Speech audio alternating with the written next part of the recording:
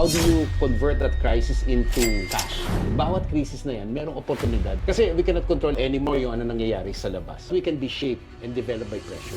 Chigi, ang tanong nga dyan, ano ba magandang negosyo? I'm sure, di ba? Laging ganyan ang tanong eh. Ang lagi sinasabi natin, handa ka ba talaga? At may kahandaan ka.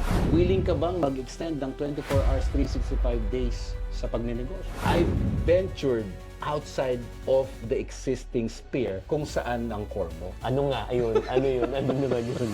Ventured into food. 2 years close. Ate ko ang sinasabi yun, di ba? Kumita ka na dito, palakihin mo na to. Huwag ka na maghanap muna ng iba. Kasi yun yung iniisip ng tao eh. Pag nagnegosyo ako, may freedom of time na ako. Yes. May freedom of money na ako. Totoo Yes. ba yun? Parang taliwas eh. Ikaw ba, ini-encourage mo ba yung mga tao na mag-umpisa tapos mangungutang, yung zero knowledge, uutangin niya? Hindi. Bakit ka mangungutang to begin with? Wala pa nga assurance na ang negosyo mo eh okay. This is Money Masters, where true stories spark real change. Mga kapatid, sa araw na ito, ay nako, sobra tayong blessed because we have a true entrepreneur and a champion for Filipino business owners. Siya naman ang taong behind sa V-Cargo, a leading logistic company built from ground up. Siya po ay kilalang sa motivation speaker, best-selling author, and known as the Entrep Champ, helping thousands of Filipinos to grow their business and leadership. Let's welcome no other than Mr. Paulo T. Big! Sir Talagang may palakpak pala talaga. Siyempre naman, di ba? Oo nga. Grabe, Paulo, maraming salamat, ha? Hey bro, maraming salamat din. Yeah, actually, we started off as, I was a client of V-Cargo. Matagal na panahon. Oo, di ba? Siyempre, di ba, nagde-deliver Oo ng nga. books and Correct, everything. yung mga libro. Oo, so talagang... Ganun tayo nag-meet. Yeah. Tama. Nakilala ko talaga. Pero yun nga, empleyado ka dati. Yes. Oo, and then yun nga, ano yung buhay dati nung naging empleyado ka? Tell us more about it. Alam mo, typical ano ko. I'm sure maraming makaka-relate dito, Chinks, no? Typical na probinsyano ako. From Bataan. I'm from Bataan. Alam mo yan, di ba? At yung mga panahon na yon, after ng high school, yung nanay ko, siguro mga 2 weeks pa lang after high school, niluwas ako ng Maynila. So, dinala ako dun sa ninong ko na merong isang kumpanya malapit sa airport. Sa may Tambo, Parañaque. So, doon ko unang naranasan na mag-isang empleyado. Although part-time during that mga panahon na yon, part-time lang. Kaya, kasi syempre mag-aaral ka during that period, and then pag may pasok ka na umaga, sa hapon, tatrabaho ka. Pero yung mga trabaho ko noon, alam mo yung magagaan lang. Kasi purposely, binigay nung ninong ko noon na parang tulong lang. Alam mo yun? Kasi syempre nag-aaral ka sa Maynila. So, naging messenger. Yan. Naging delivery boy. Yan. So, yung mga menial na magaan para yung kikitain ko doon, maging allowance ko na habang pumapasok. Eh, yung mga panahon na yun, hindi ka naman basta makakauwi ng probinsya. Kasi, parang buong SEM, pasok ka ng aral, and then after ng bakasyon ng SEM, doon ka lang uuwi. Saan nga tumitira doon? That time. Oh. Sa mismong opisina kung saan ako nagtatrabaho. So, ito yung classic na literal na sa lamesa kami natutulog. O kaya naman yung folding bed na kahit sira, na everyday kasi yun ang gamit mo, o kaya karton, basta mismong opisina. So, hindi lang naman ako doon. May mga kasamahan ako na mga taga-probinsya din na walang bahay din sa Maynila. Pinatuloy kami. So, very generous yung ninong ko that time. So, I was there for about 6 years. Wow. 6 na taon. Grabe, 4 na no? taon ng trabaho. 4 na taon ng pag-aaral plus 2 taon. So, I stayed para, syempre, tumulong pa rin doon. So may pinapadabalang allowance sa iyo from Bataan or wala? Nakakatuwa yan. Kasi, di ba, kaya ako dinala ng nanay ko na doon para makatulong sa yung pagpapaaral. So, ibig sabihin, yung allowance ko, nakukuha ko na kasi nagtatrabaho ko. So, still, yung mga tuition fee sa mga magulang ko. Pero hanggat maaari, during that period, hindi na ako humingi sa mga magulang ko. Kasi kahit papaano, to support yung schooling ko, on a Sunday or Sabado, sumasama ako naman sa mga deliveries nung kumpanya. Ito yung mga panahon na kasagsagan sa Middle East, UAE, Middle East. Alam natin yung mga personal box, yung mga balikbayan boxes. Yes, yes. So, di ba, may deliveries yan. And doon ako sumasama. So, pag Sabado-Linggo, wala akong klase. Ito yung may mga tip. 50 pesos, 20 pesos. So, nakakatulong siya. It's part of the allowance. Kaya totally, hindi na ako binibigyan ng pera except the tuition. So in other words, yung because of your exposure sa logistics na pinagtatrabahoan mo, Pinagtrabahuan ko. yan di mo namalayan na yan pala ang magiging negosyo mo. Hindi, yun nga yun eh. Actually, bro, wala akong idea na ito pala yung pwede kong puntahang negosyo eventually. Hindi ko siya, to begin with, hindi ko rin naman alam na magninegosyo rin naman ako ng ganito. Pero at least, di ba, naalaman mo na yung in and outs doon. During that period. Yes. Somehow, may basic, may foundation. Kasi, ang mga trabaho ko, hindi naman talaga siya yung medyo highly technical. No? Ang maganda lang dito, kasi yung exposures na yon nakatulong malaki. Plus, yung father ko kasi, isang OCW noong mga panahon na yun, overseas contract worker. Ito yung OFW. So, umuwi siya ng Pilipinas, siguro ang 4 na taon lang siya sa abroad. And then, para, in a way, mag-guide daw kami. Parang mas gusto niya, ito lagi ko natatandaan to, makita niya kami na lumalaki na tama yung values rather than yung greener pasture dun sa abroad. Sobrang tatak na yun. And then the exposure, doon ang galing. Yung pagninegosyo in a way, bro. Umuwi siya, tapos yung pag-uwi ng yan, iba't ibang mga pamamaraan para mabuhay yung ginawa. Nagtinda ng ceramics, yung nakukuha sa Pampanga, yung mga pang-display na ceramics. So nagbenta ng ganon, kasama kami. Kasi panganay ako eh. Nag-tricycle. Nagtinda ng, alam mo yung siopaw sa eskwelahan. Dahil ang nanay ko naman ay isang guro, isang high school teacher. So parang nagdadala kami doon ng ganyan. So yun ang exposure. Tapos eventually, yung isa sa pinaka, in a way, tumagal na maliit na negosyong sinimulan nung tatay, nung ni tatay, ay yung pagtitinda ng mga langis. I'm sure marami makaka-relate sa mga manunod sa atin dito. Ito yung mga tutti Sa oil. bote ng soft drinks. Oo, yung mga pop cola. And then isasalin mo, 'di ba, tingi-tingi economy, sachet economy, Filipino. At doon kami nabuhay for 18 years. Wow! 18 years bilang panganay, high school during that time, hindi na siya nagbumalik ng abroad. Kasi nga, because of yung reason niya, doon yung parang, sabi ko nga, doon yung simula nung exposures. Wow. Doon na simula. So, yun, because of your exposure sa pagnenegosyo, doon ka na nag-umpisa.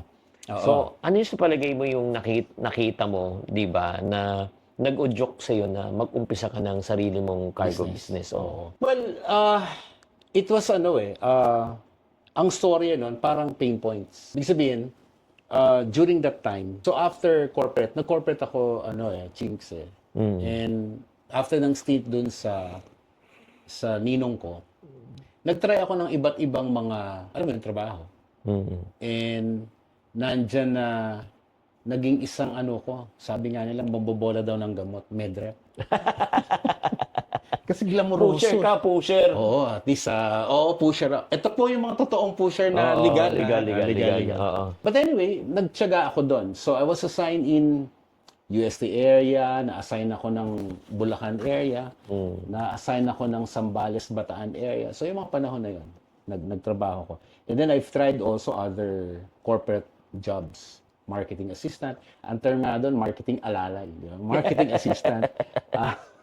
Napunta ako sa financial, napunta ako sa insurance. Kaya nga. So marketing as marketing. Yeah. So nag-iba-iba yung corporate job. Until such time, during financial crisis, 1998. 98-99, tama.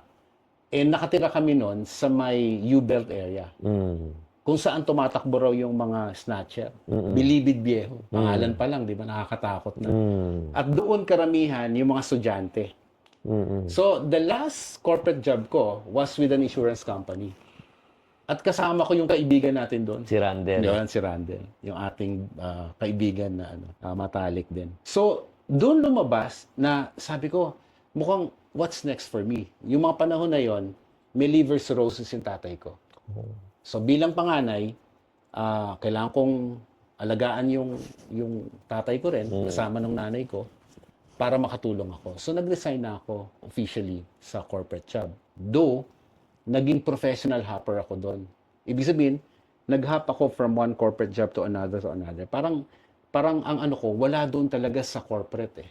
Parang negosyo yung tinitingnan ko talaga.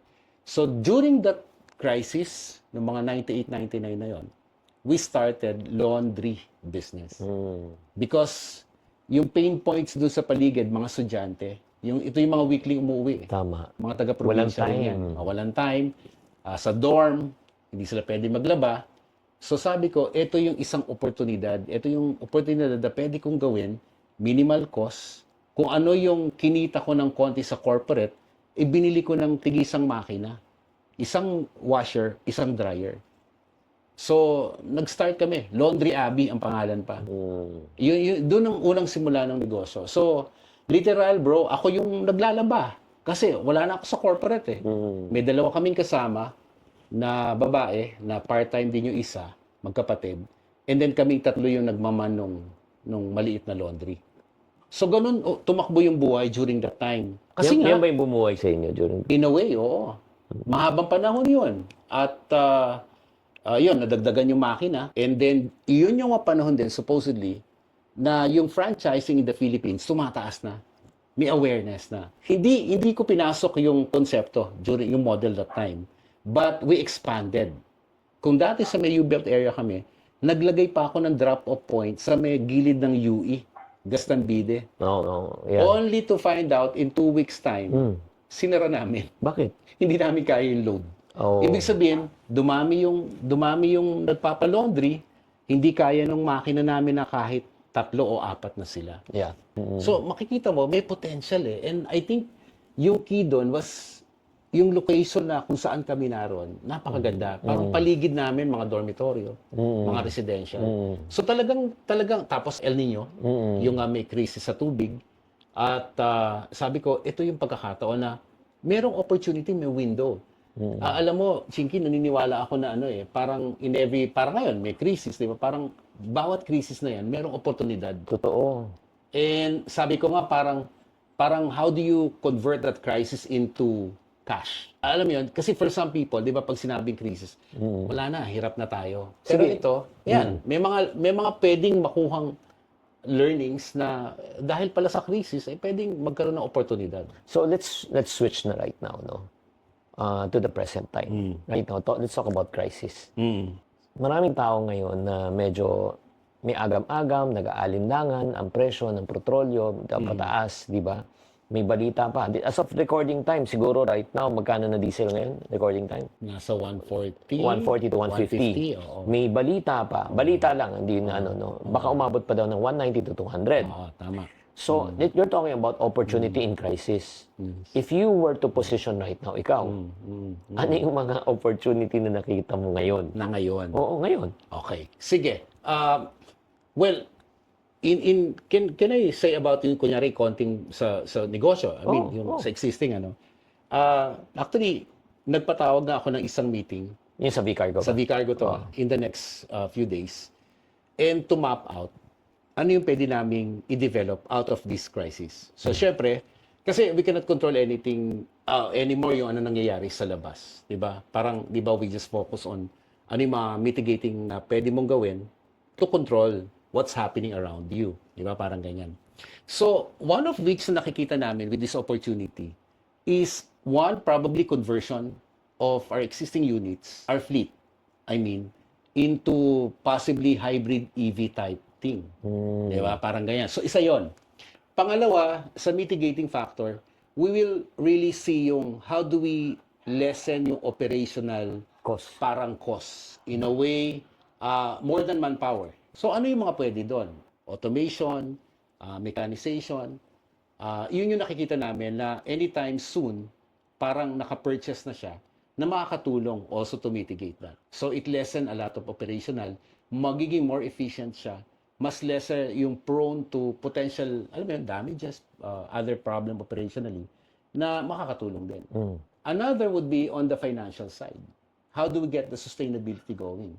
Maybe, alam mo yun, yung parang, yung focus on our receivables, that's one. Pangalawa, baka you can extend things on to reduce yung mga parang AR by way of providing some baka discounting scheme or etc. just to get that cash na kailangan mo keep on flowing para Sige. dito. So these are just some na Yeah. in our business model. Ito Parang lang, ganyan siya. para mas sisimplihan lang natin sinabi niya. Actually, three things, no? Correct me if I'm wrong, no? Number one, find alternative sources. Yung Yes. first. Oo. Tama. Options mo. Yeah, alternative. Na kasi number one, di mo kayang kontrolin ng gasolinahan eh. Tama. Di ba? Pero imagine mo kung nag-solar ka. Yan. Nagkabit ka pa ng solar panel. Solar. Oo. Yan. Pagka-power ng sasakyan mo, technically, wala ka nababayaran ng 200 pesos per liter. Ang babayaran mo lang siguro 20 to 40 pesos per liter. Sa kuryente na lang. Oo. Tama. That's number one. Number two, yung sinabi mo talaga ng cost cutting. By creating more efficient system. Correct. Di ba? Correct. So, ganun din. Pwede Efficiencies. Oo. Check nyo. Baka instead na mag-LPG kayo, baka maghanap kayo ng alternative na source. Di ba? Na mas cheaper. At saka yung example. ang pinakamaganda na sinabi mo, yung cash flow. Cash Yung flow. pangatlo. Bantayan nyo yan. Lalo na kung wala kayong, hindi kayong cash-cash na negosyo. Liquid. Oo, yung pautang na business. Always remember, cash is king. Kaya nga, mas maganda, katulad na ginagawa nila, ang magbibigay sila ng special discount or special offer para makuha agad. O, sige, you pay in advance and we'll give you this. So, syempre naman, makakatipid din si client. So, right now, whether you like it or not, sa lahat ng journey, di ba, ng isang nagdenegosyo, kasi yun yung iniisip ng tao eh. Pag nagnegosyo ako, may freedom of time na ako, Yes. may freedom of money na ako. Totoo Yes. ba yun? Parang taliwas eh.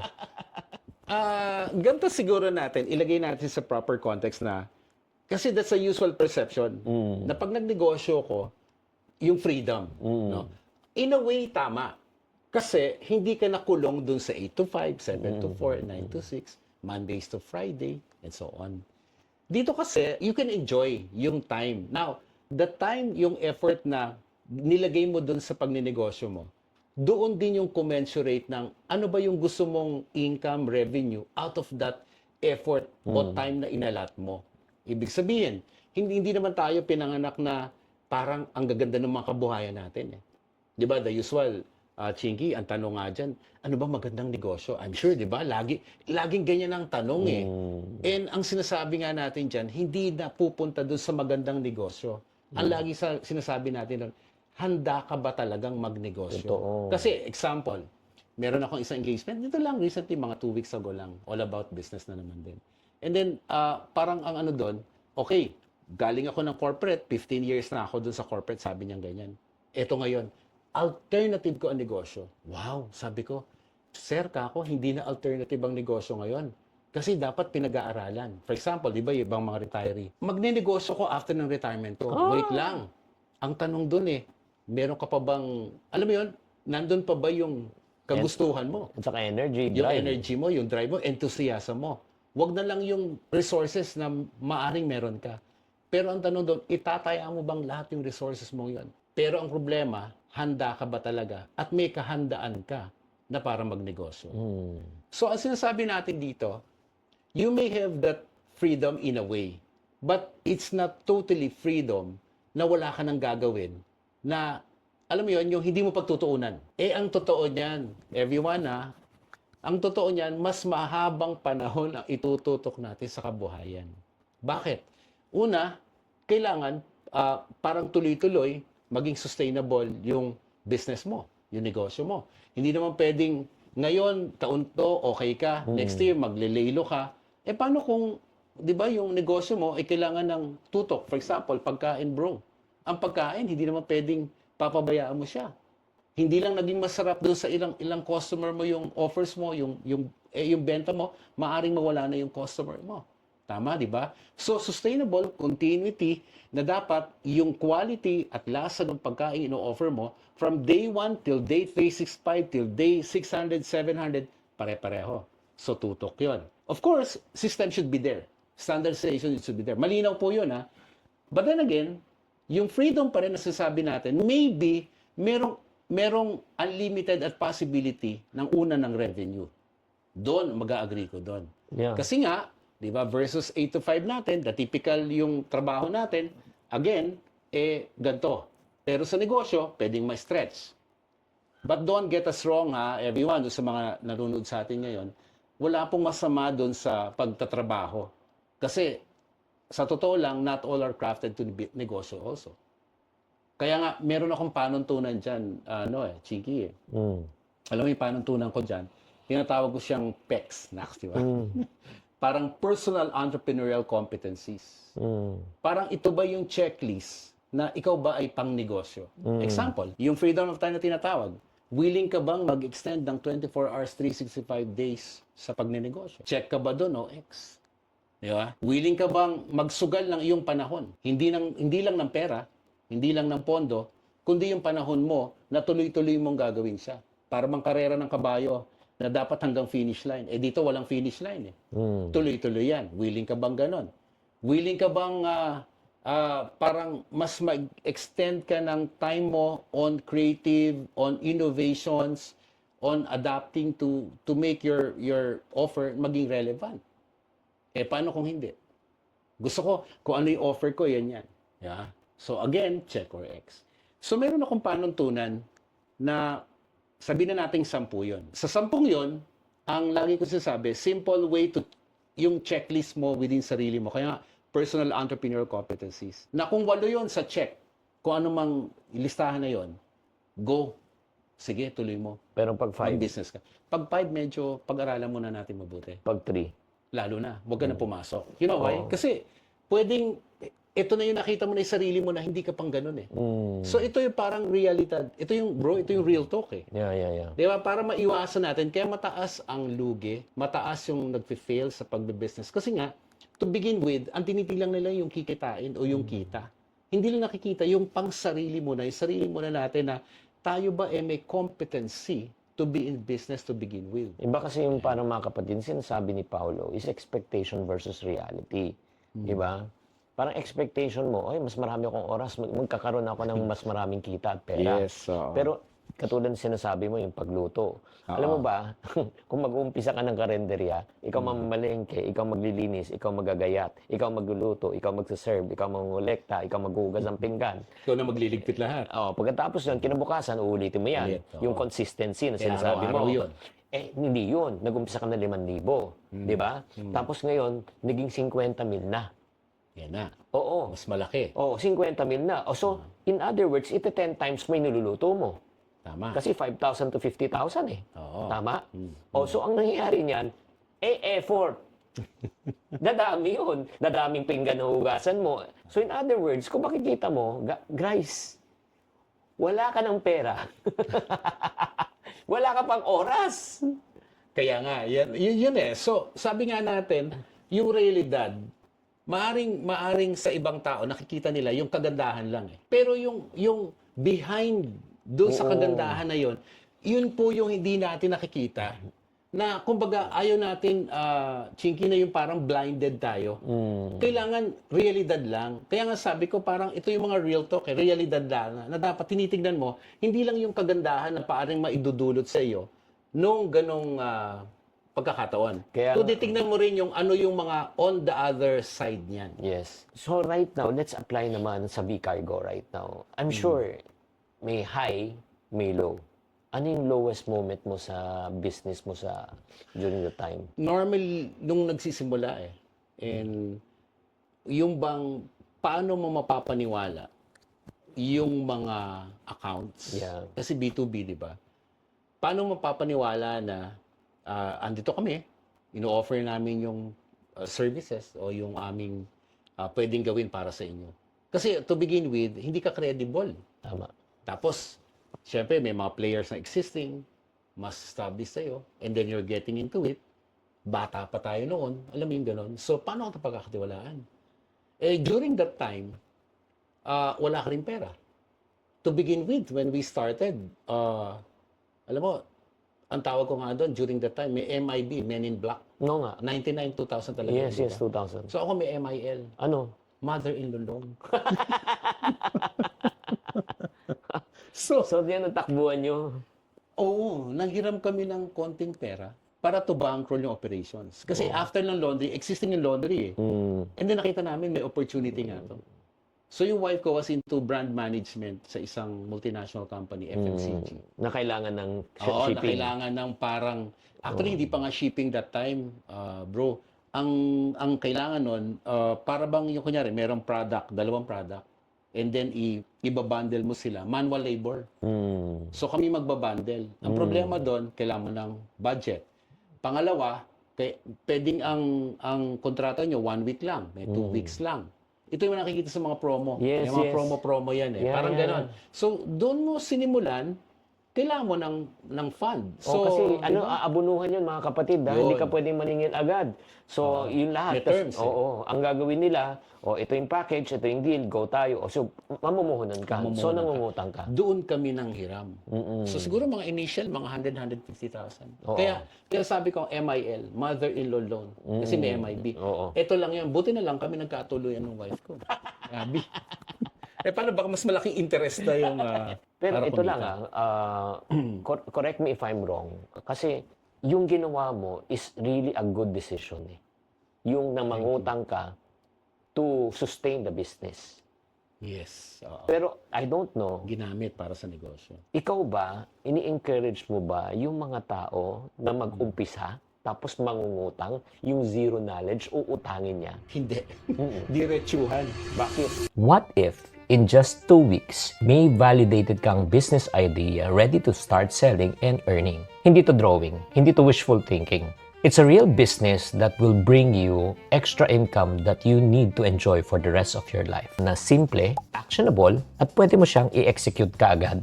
The good news, hindi mo na kailangang manghula. Just one clear step every single day. At not only simple guide, this is an AI-powered blueprint to launch your first negosyo in just 2 weeks. Dahil ako'y naniniwala, deserve mo to.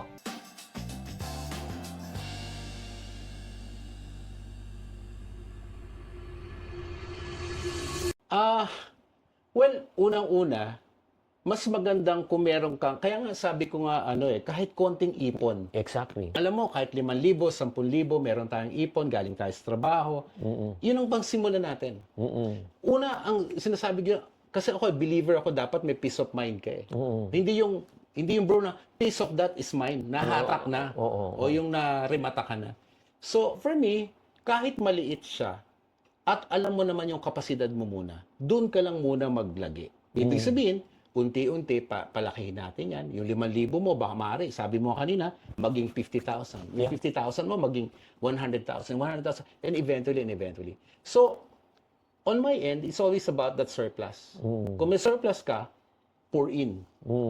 But, ang sinasabi natin dyan, bro, meron pa rin na dapat pasweldo para sa'yo. Meron pa rin, parang may allowance ka pa rin. Kung kailangan allowance lang muna yung kita mo doon sa negosyo. Hindi ko naman sinabing lakihan natin sweldo natin kaagad eh. Kasi nga, yung business in itself, lalo kung nagsisimula, kailangan ng fund niyan eh. Tama. So, ang key lang dito, ihiwalay mo yung personal na pera doon sa business. Yeah.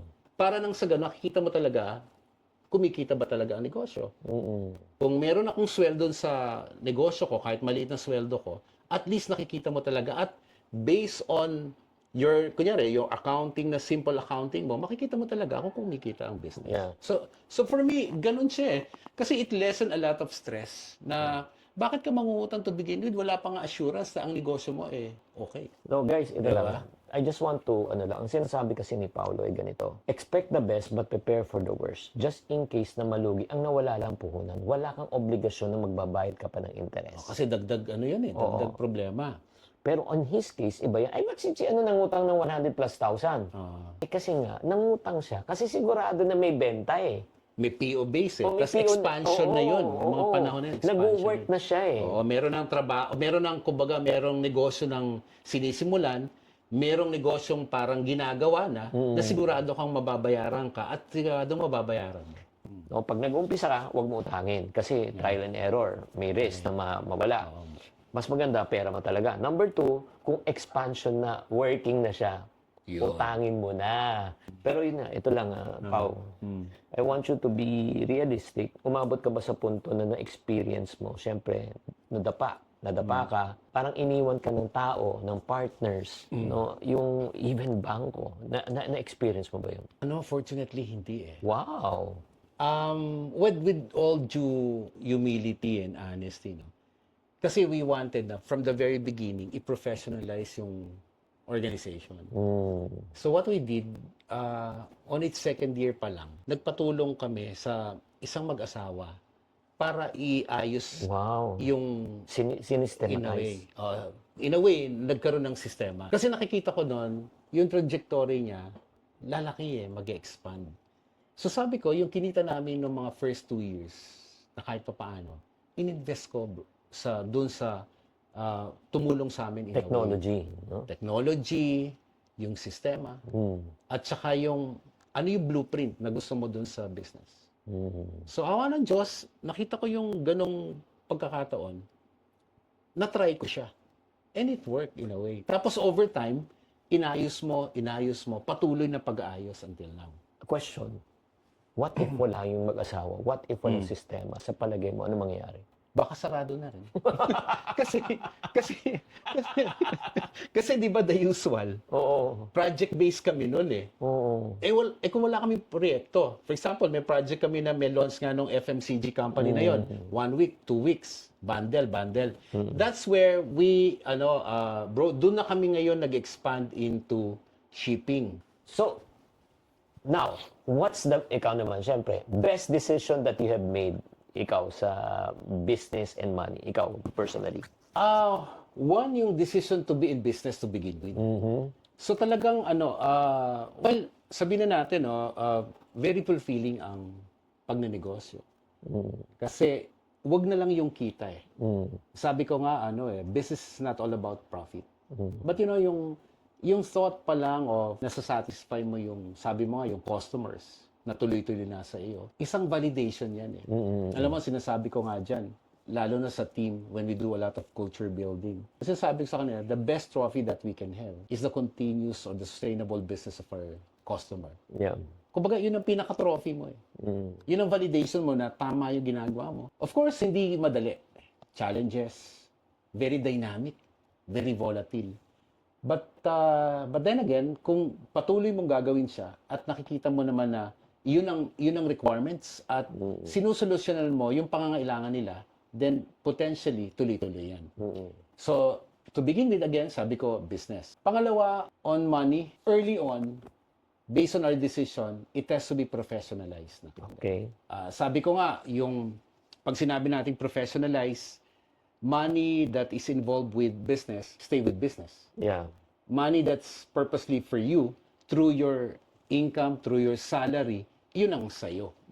May mga benefits ka. Bilang, di ba, may perks, the usual, may benefits ka. So, stay with that. Believe me, everyone, at bro, ang dami ko pang utang sa kumpanya eh. Hindi ko nga alam kung tapos na yung aking mga bayarin.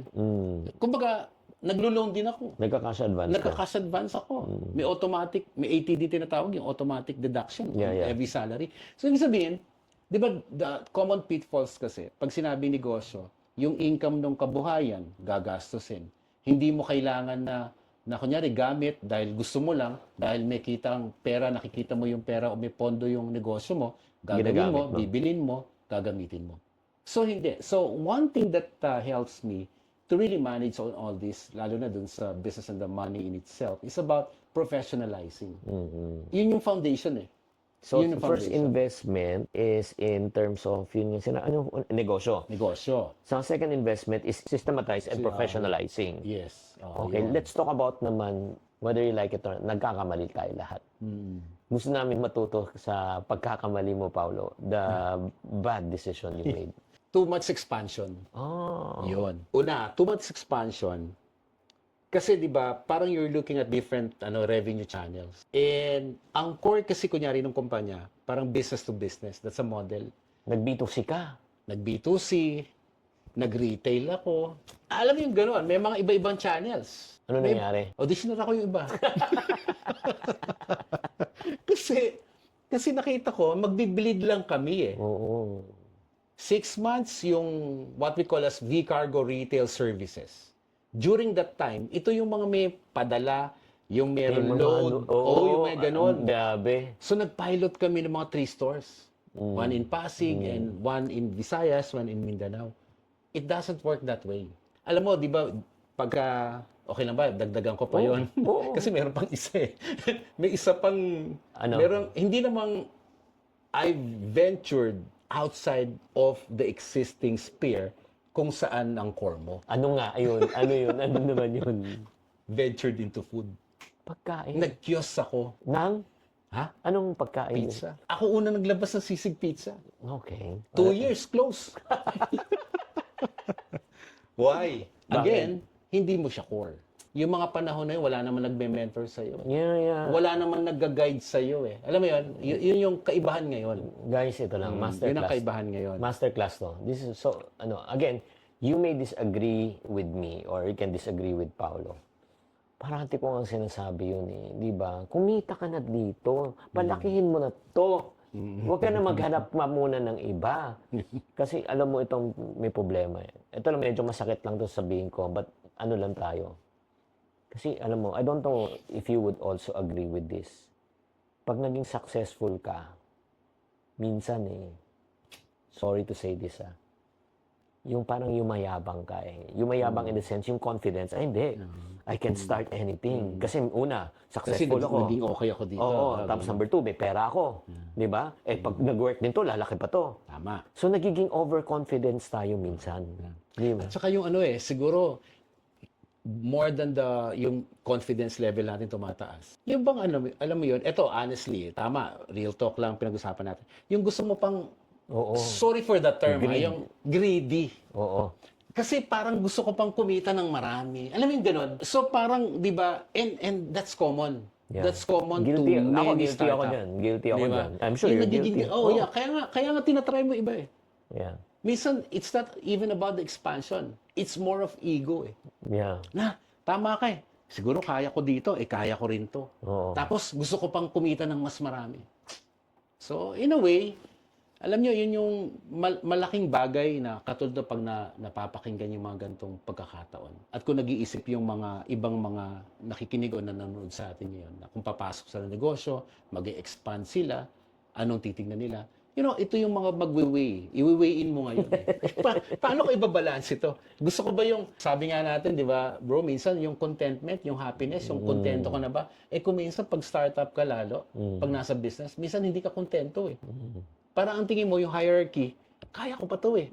Para bang, di ba, doon sa level, kung level 1 ka na, happy ka na, parang yung level 2 and 3 naman, try ko nga itong level 2 and 3. Kaya lang, along the way, on its course, yung gusto nating ideal, aspirational, hindi nangyayaring ganon based on what we want, di ba?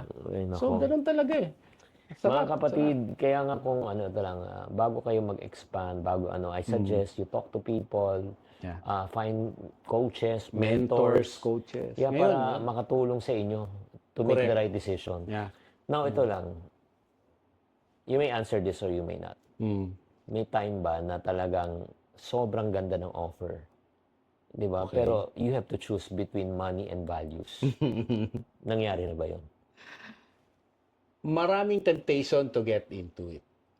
So, pero alam mo, remember kanina yung storya ng yung tatay ko, OCW, umuwi ng 4 na taon na sa abroad.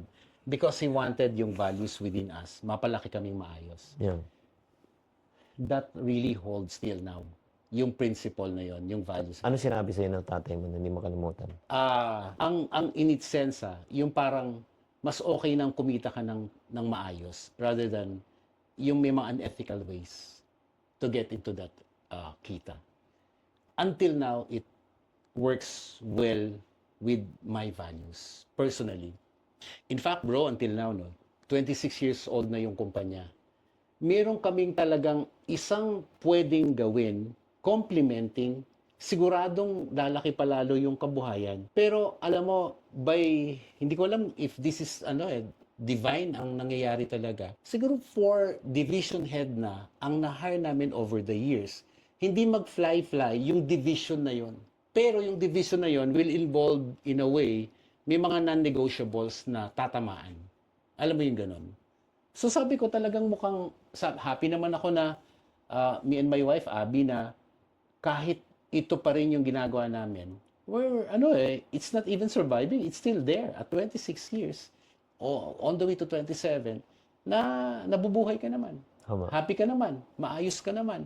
So, doon yung part na maraming temptations na we can get into it, pero lagi nangingibabaw yung, no, okay lang yan. We can, parang kaya pa rin naman natin na we can still work on with this concept na okay pa rin siya. And it works that Yeah. way.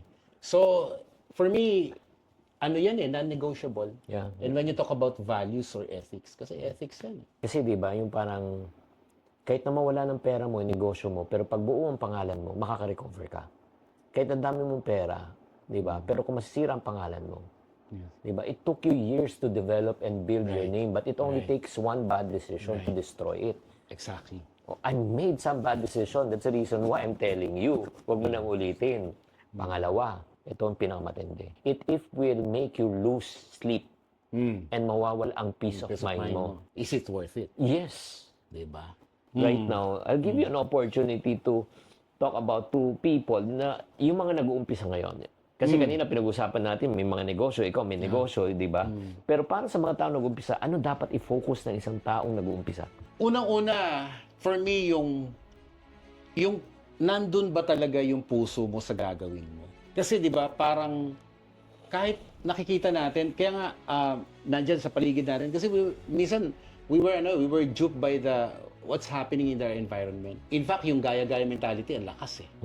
Di ba? May makita ka, nandyan, gusto mo, nandun ka rin. Hindi yun ang panuntunan eh. Ang panuntunan, babalik ka na naman dun sa yung sarili mo ay ready ba para sa ganon. Sabi nga natin, kung businessman to o dun sa ibang ginagawa natin, una-una kailangan tanongin mo muna yung sarili mo. In fact, yung PECS kanina pinag-uusapan natin, yung competency, yun ang magbibigay sa iyo eh. And then pangalawa dyan, yung tamang reframing ng mindset natin. We always hear about mindset. Pero ang totoo doon, ano ba yung tamang paraan? Ano ba yung bahagi o yung baitang para maiporma mo, ma-model mo, sabihin na natin, ma-reframe mo yung tamang pag-iisip mo dun sa gusto mong gawin. Yeah. So for me kasi napakahalaga nun. Kasi kung hindi, anyone can, kaya nga di ba, minsan yung ginagawa, walang puso. Wala yung purpose, ba't mo ginagawa yung isang bagay. Yeah. So dito, kung gusto natin mas maging meaningful siya, dapat naiintindihan mo, alam mo, klaro sa iyo, ano yung purpose, bakit mo gustong gawin yun.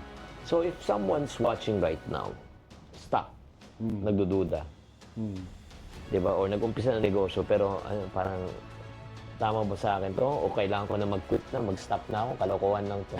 Di ba? Kasi wala namang akong kita, nasayang na oras ko. Ano sabihin mo sa kanya? Alam mo, pwede ko ihalin tulad yan, bro, alam mo yung bato sa ilog. Di ba, bato sa ilog, over time, period of time, yung mga friction doon, yung agos ng tubig doon, nag-aapekto doon sa pagpopolish ng isang bato. Kaya nga may mga bato na pagbabad na babad sila sa tubig, parang mas makinis. No, sobra. Di ba? Parang makinis. Now, parang kuyahanin tulad natin sa sarili natin yun, na katulad din tayo ng bato doon eh, na we can be polished. Bakit? Hindi tayo ma-spare ng pressure. Parang yung pressure will always be there, the challenges, the changes, etc. But we can be shaped and developed by pressure. Bakit ko nabanggit yun? Kasi di ba, for many people, sabi mo nga, di ba yung nag-aagam-agam ako, tutuloy ko ba to, etc. Ang breakthrough ng isang tao, hindi mo naman makikita kung nasaan eh.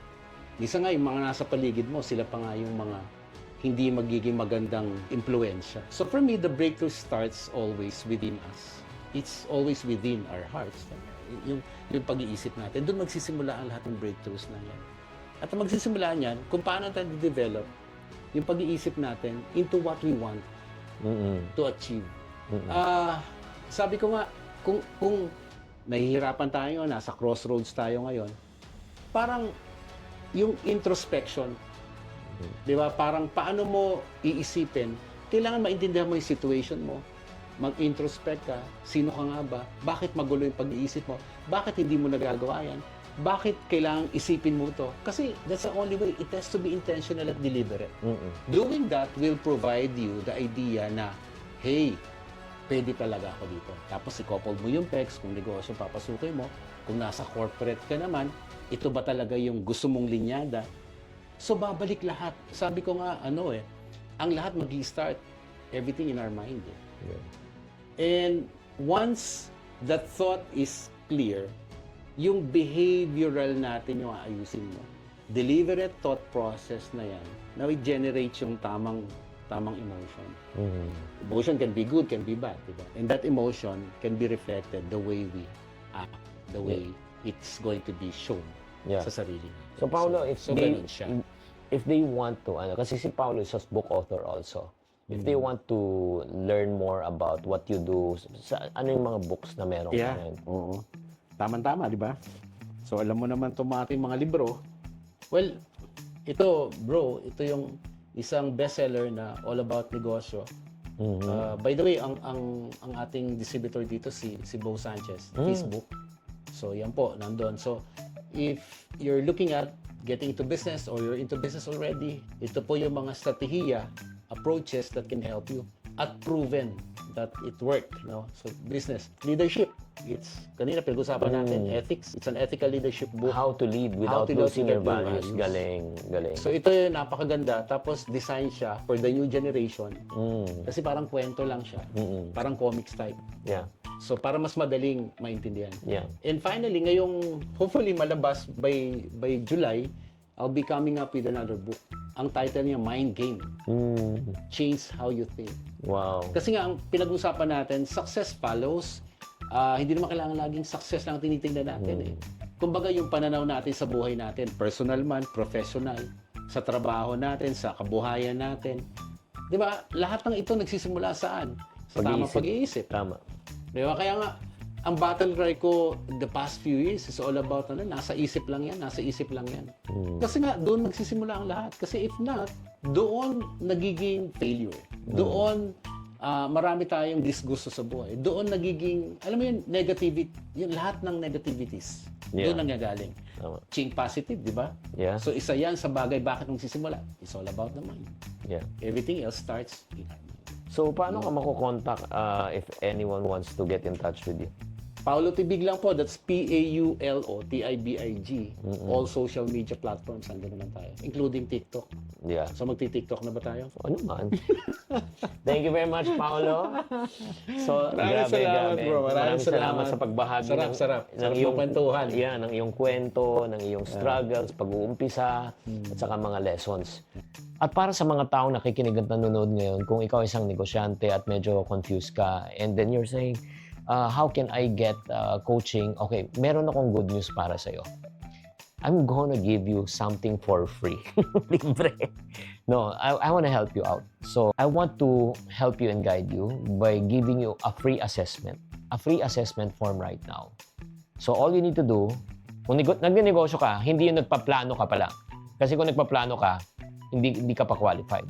Pero kung nagnenegosyo ka, lost ka, just say free and down in the comment section or punta ka lang sa link, I will give you a free assessment para matulungan kita, mag-guide kita to give you a perspective. Ano ba talaga ang concern mo kung bakit na-trap ka, naguguluhan ka, confused ka, or hindi na lumalaki ang negosyo mo. So yan ang gagawin ko for this episode. Maraming salamat for tuning in. If you really like this episode, please do follow Paulo Tibig, PAULO, Paulo Tibig. And also, don't forget to subscribe on this channel. Tatandaan, tamang karunungan, tamang disiplina ang susi sa pagyaman. Inasan ng middle class yung hindi binabayaran ng napakayayaman dahil wala silang choice. Si middle class, walang choice kasi bago mo pa matanggap yung payslip mo, nakaltas na. It's not just an injustice, but it's the system that practically left the middle class with no choice. Pinapatay mo yung middle class na dapat pinalalakas. We cannot expect the government to think for us. We need to do it for ourselves. And you have to consider the tax. How do you avoid it? Can you really avoid paying taxes? Kung tutusin, halos lahat ng politiko na kinabang, taong bayan ang hindi. Bariya ang napunta sa atin. Shucks! Hirap pala maging mahirap. Wala kang matakbuhan. Wala kang makainan. Kahit kamag-anak mo, pagdadamutan ka. Huwag lang tayo magalit sa gobyerno, sisihin natin sila. Kasi honestly, maybe we cannot expect too much. Yeah. Maybe it's time that we wake up and take care of ourselves, Yeah. starting with our finances, and make sure hindi makakabwisit ang taxes. Saan nga napupunta yung buwis natin? Ay, tanong ba talaga yan?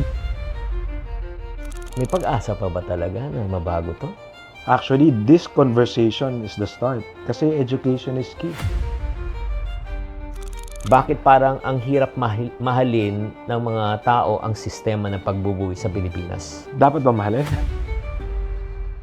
Chinky Tan, with over 6 million Facebook followers, 2.8 million YouTube subscribers, and 2.4 million TikTok fans, is now all out to share with you the most practical, simplest path to lasting wealth.